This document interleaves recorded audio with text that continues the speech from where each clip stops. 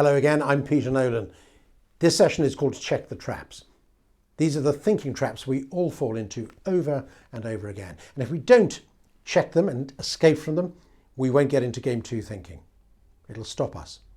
The problem is we've got one brain that thinks in two very different ways. Game 1 is operational thinking. It's what we normally do. Game 2 is transformational thinking. It's what we need to do when we want to change stuff, reimagine stuff and do things differently. The problem is 2 games, 1 brain. You can't play them both at the same time. And since we normally play game 1 will usually win. It'll stop us trying to play game 2. And that's why it sets these traps. Game 1 sets a very high wall around itself because it doesn't want us running off into that self-indulgent game 2 stuff.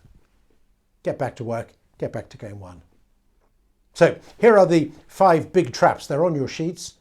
I'll give you the backstory to them now to hopefully bring them to life a bit and make it easier for you to remember them, to look for them, to find them as a team. The first trap is the monkey trap. You know how to catch a monkey, don't you? You just get a huge earthenware jar with a narrow neck. You put monkey food in the bottom and you stake the jar to the ground with a stout chain and a big peg. If the monkey comes along, checks that the coast is clear and smells the food and puts his hand down the neck of the jar to get the food out of the bottom. But once his fist is full of food, he can't get it back out of the neck because his fist is too fat and the neck is too narrow. So he's trapped. He sits there disconsolate and forlorn. But he's not trapped, he just has to let go of the food. But he chooses not to let go of the food because he thinks he has no choice about it. He can't let go of the food, he stays there. That's the monkey trap. What are we holding on to that we could let go of but we don't feel we can? What prejudices and assumptions and old ways of thinking are we holding on to because we don't think we're allowed to, we don't think it's possible or sensible to let go of them? Checking the first trap, the monkey trap, means reviewing the things we're holding on to we should let go of.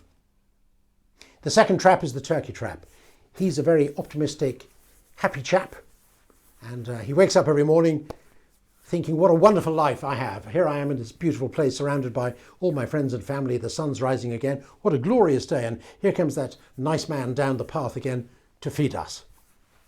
And the turkey's normally right, but one day, of course, he's badly wrong. The turkey trap is blind optimism, foolishly assuming that because things are normally like this, they won't sometimes be like that. It's declining the opportunity which we have every day to outthink the unthinkable because we don't want to think about it. And that's the game 1 trap. So the second trap is the turkey trap. Third one's Daisy. Daisy's a dog. Daisy's our dog, actually. It's a working cocker spaniel. And she's a brilliant working cocker spaniel. That's what she does. That's her job. She does it all day long. Daisy stands for doing your job, even doing it brilliantly, because Daisy does her job brilliantly. But she only does her job. So whatever your job is, as a team, as a business, as an individual, if that's what you do, then you're in the Daisy trap. Habits, patterns and loops. What we did before, we will do in the future.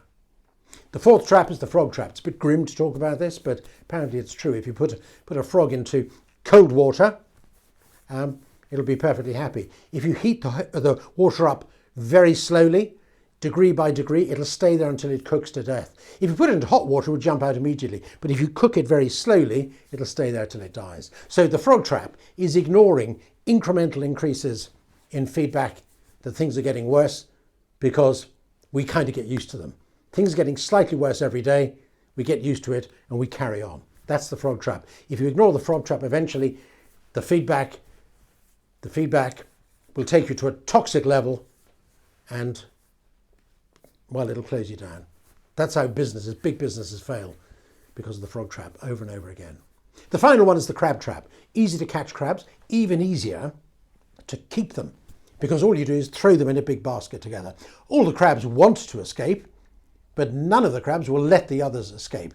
Every crab stops every other crab escaping. This is called a cultural lid on the crab basket.